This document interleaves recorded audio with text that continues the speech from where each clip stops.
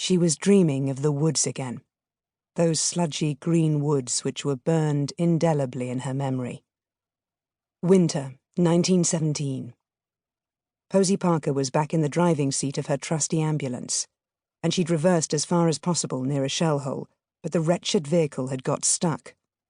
The slipping, frozen mud of Arras had got hold of the wheels, like it had got hold of the poor, desperate men, both English and German, who were flailing for their lives in it, in the aftermath of yet another battle. Men who needed help. Her help. But no amount of Red Cross driving lessons in the dry, cool, peacetime streets of Norwich had prepared Posie for this. In her dream, Posie tried manoeuvring backwards, then forwards, to no avail. She felt the wheels spinning uselessly.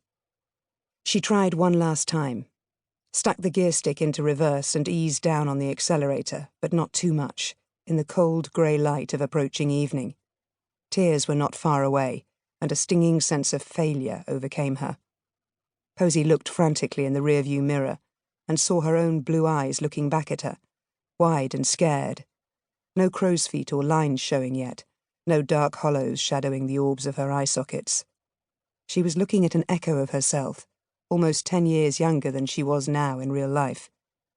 She turned to Benny Jones, one of the volunteer medical orderlies who was sitting up beside her. The two stretcher-bearers, Bill and Harry, had already got out and disappeared into the filthy grey murk, searching for the injured. "I hate to say this, Benny, but I think you'll have to get out and push, or we'll have to put the duckboards down. I've got us into a big old mess here." Benny just laughed. "Nah, nonsense, Posie, love.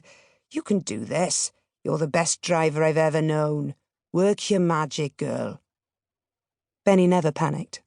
Something to do with his former life before the Great War as a police constable on the beat in Cardiff, no doubt.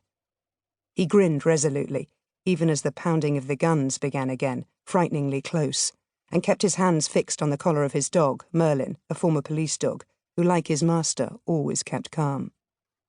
"When this nightmare is all over, you'll be giving London cabbies a run for their money, and no mistake. Now keep your nerve and get us out of this hellhole. We've got plenty boyos to bring back in, so get us out of here, eh?" And she had.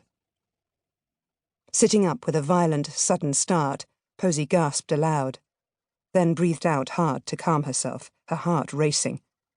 Just a dream, just a memory, even if it is one which I can't escape from, that was years ago, another lifetime ago.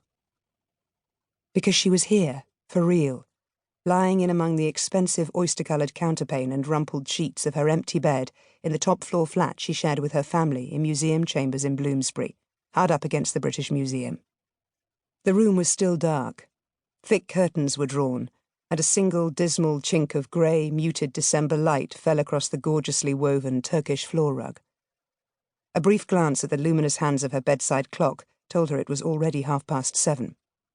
The door to the bedroom was suddenly pushed open, a sliver of bright electric yellow light showing from the corridor outside, her husband's silhouette outlined there, his red hair lit up from behind. "Darling, everything okay? You shouted out." "Bad dreams again, Richard. Nothing big."